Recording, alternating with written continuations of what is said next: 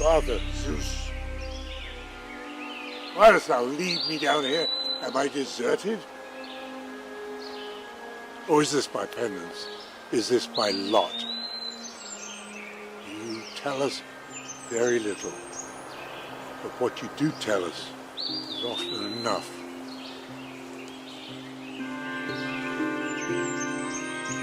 Aphrodite, sister, my son Hermes needs your help. I know, Zeus.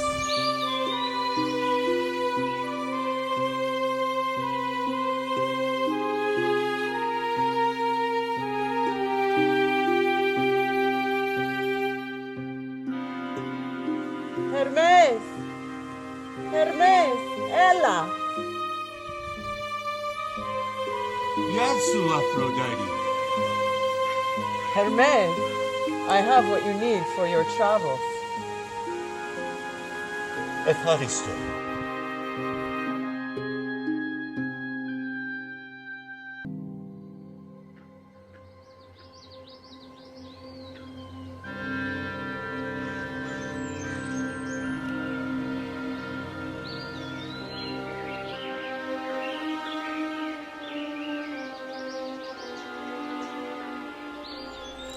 In Greek we say, "Το καλό το παλικάρι ξέρει και άλλο μονοπάτι." The resourceful young man knows of yet another path.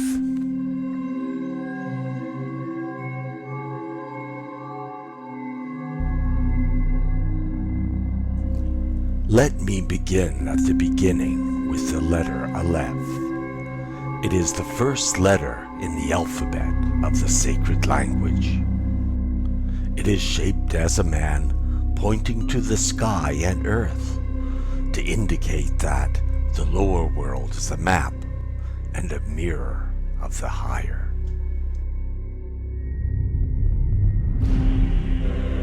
Zeus, my father.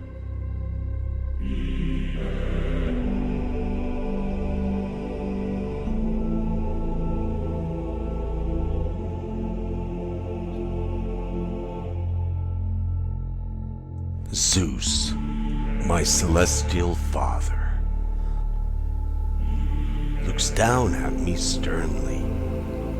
He wonders, am I ready to undertake this overwhelming quest? I dive deep into the waters where my aunt Aphrodite was born. I'm determined Father to Zeus. unravel the mystery Art the core of my everywhere existence. or nowhere at all, or somewhere. At the core of all I wish thee existence. would reveal thyself. Just once. Just once. She appeared to me glorious and beautiful, shedding as ever light and meaning to the chaos within me.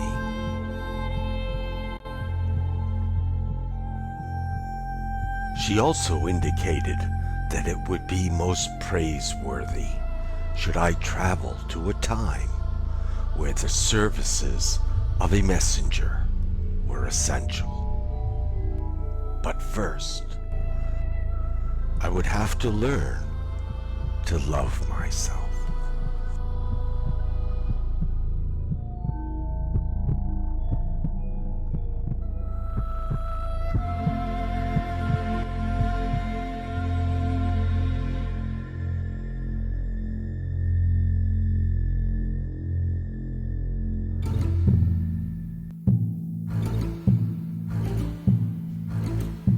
As you might have guessed, I am Hermes.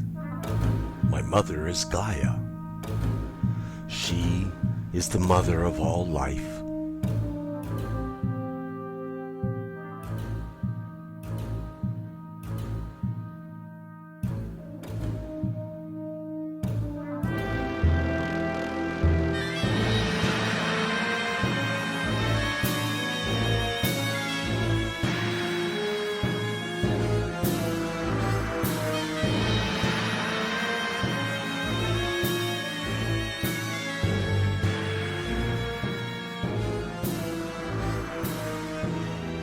A man who sets himself a goal that is not forbidden to other men might be forbidden to only himself.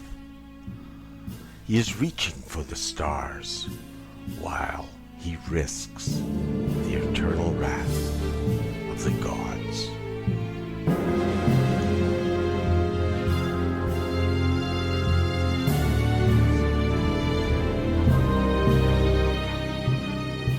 I felt that when I had searched for God, it was the God who had set himself the task of allowing me a love that was unbiased.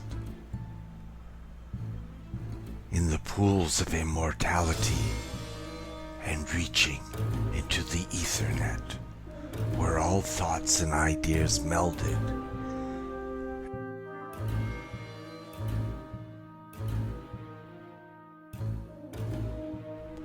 I swam deeper and deeper into the kingdom of the absurd, because I knew that the more I searched, the less I would find out.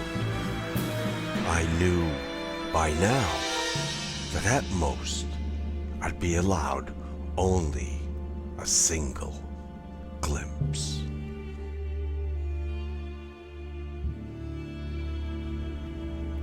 Furthermore, as the gods taught me, the frequency of music was the only sound one could use to change interdimensional time.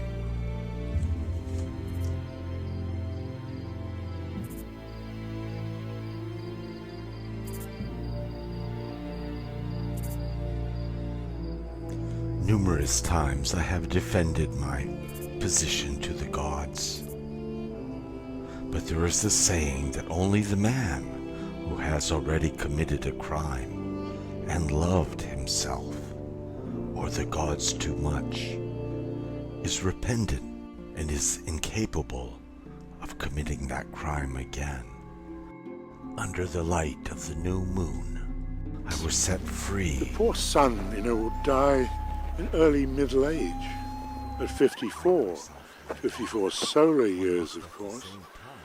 But, in the old sun's terms, the Renaissance was about half a minute ago. And the beginning of the world was only a few weeks ago. Sad to think of the poor fellow dying in early middle age. But of course, everything around him and all of his children will have died too. Died? No. He will have actually eaten them. And that over the centuries, days, months, and hours, speak like a poet of the love that once was.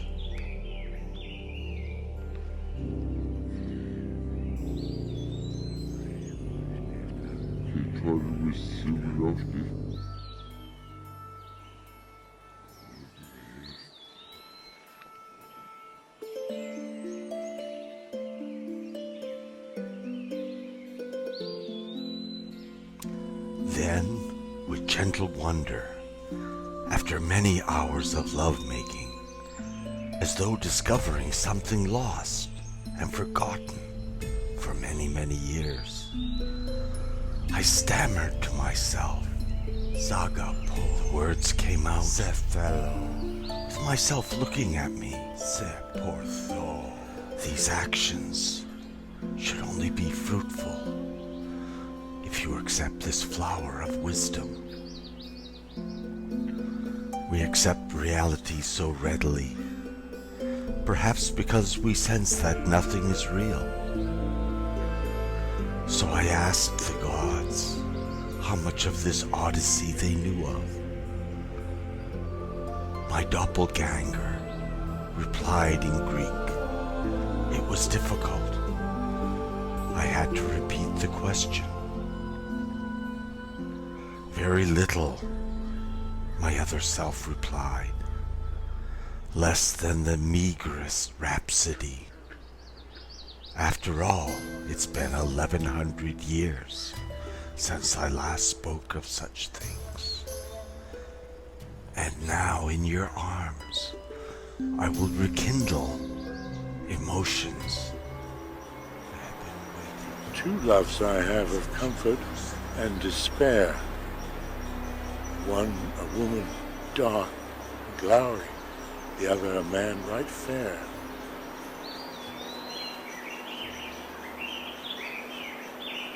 Love oneself, for if one cannot do that, who else will do it for you?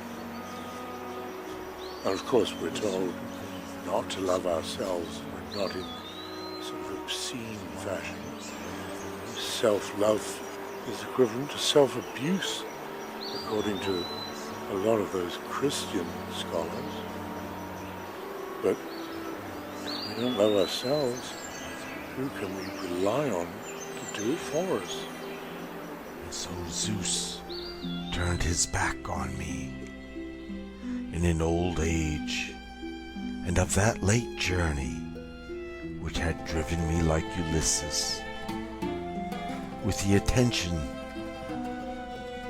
of others, I was to arrive at a nation of men who knew not of the sea, but of immortal turpitude.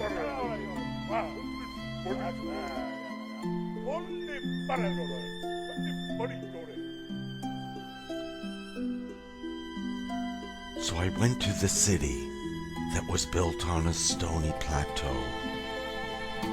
I'm not certain how many chambers were there, but misery and anxiety multiplied them. The silence was hostile and virtually perfect. I never discovered within those deep wells of stone that there was no sound. In a confused dream of the earth, I do not know from time to time whether I am home or back to the future. I conflated the horrendous village of the barbarians and the city of my birth among the clusters of grapes that were in the hillsides. I had not foreseen that things would block my way until a distant light fell upon me, and rituals happened in which I subjected myself to humiliation and pain for the sake of bettering my soul. I know the tone of this speech is incomprehensible, but I say this without remorse, with more intellectual horror than sensatory fear. The impression of great antiquity has been joined by others, and the impression of this is endless. It is a sensation of complex irregularity, but I made it through the dark maze, and I was in the city of the immortals. It both terrified and repelled me.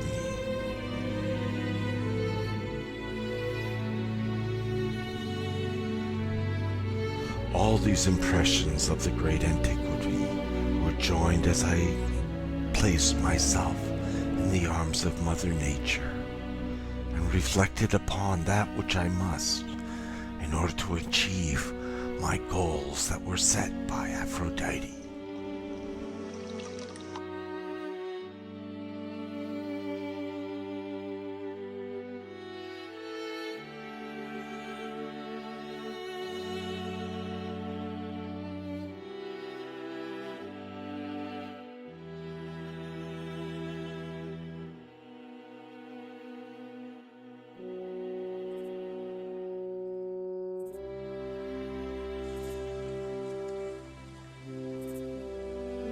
Hermes!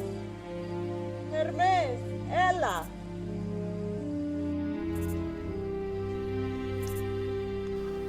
The siren was the same as she had always been. It disturbed me and shall ever be as memorable as the original time I had encountered her outside Troy.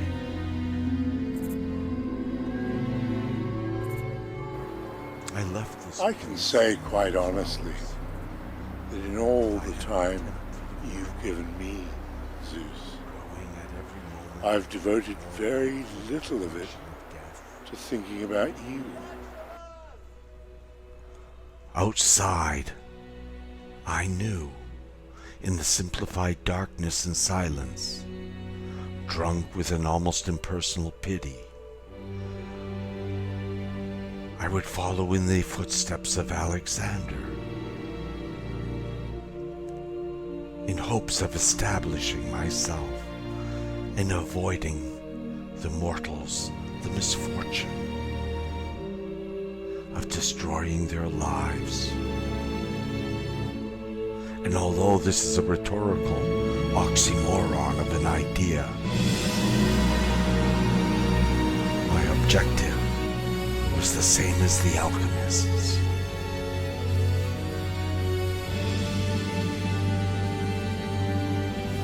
Only once in my lifetime have I had the occasion to examine the 15,000 years in which I lived with the gods.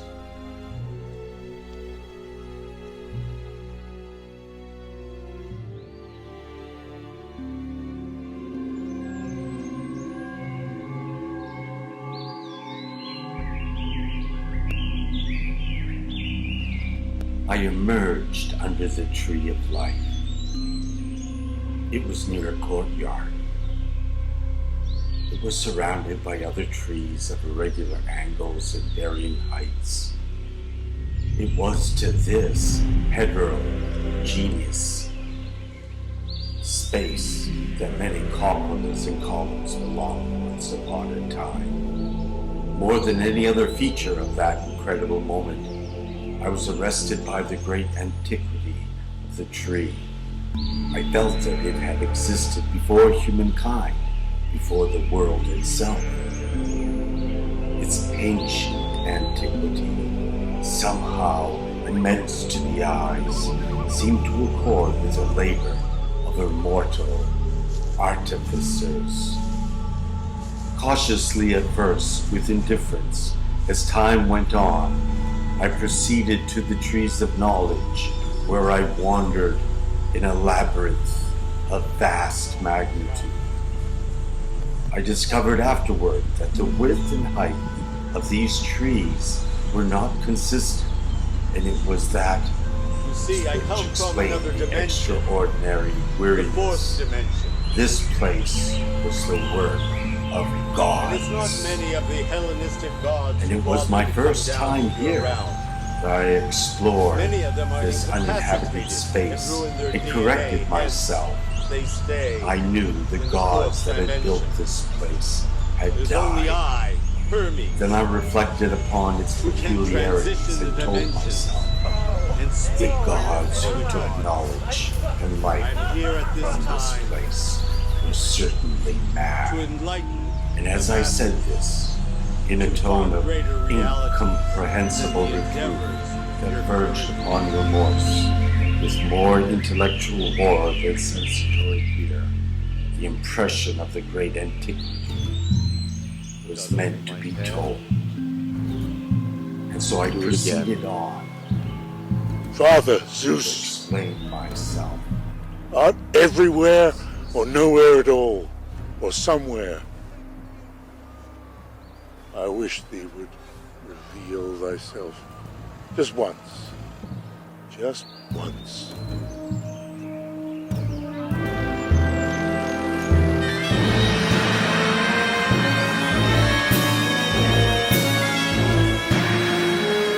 Mimutus Kikros Derete, do not my circles disturb.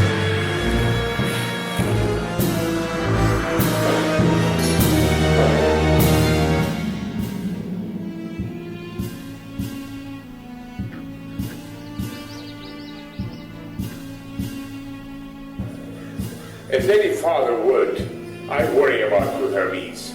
It is true that your mission is to enlighten the humans so that they can avoid the pitfalls of their own potential. But don't forget, you're getting too close to them. We are their gods, not their friends.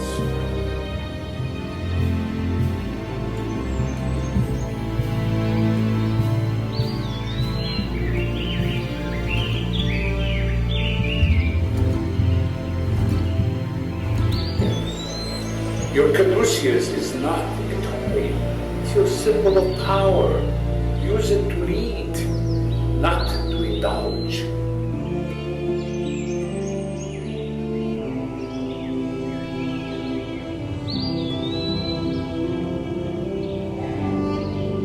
Oh, Hermes, my youngest and most impressionable son, please don't forget you are only the messenger. Then modify, then modify.